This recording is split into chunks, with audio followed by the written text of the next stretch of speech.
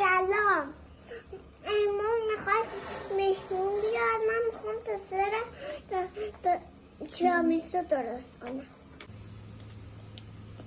خانم رو هم میزنیم.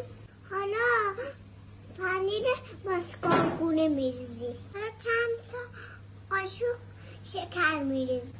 بود چرا؟ چون که برای مهمون هست. بود قهوه میریزیم.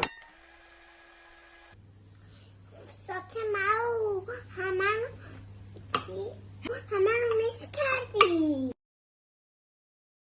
حالا بیسکویت رو میرسن تو قهوه میزنیم تو سر. یه لایه از خامونمون میزیم. پوت کافه رو میپاشیم روش. اشکالی نداره بریزه. قهوه هم برای تدریش میزیم. همشو میزنیم تو یخچال که آماده بشه.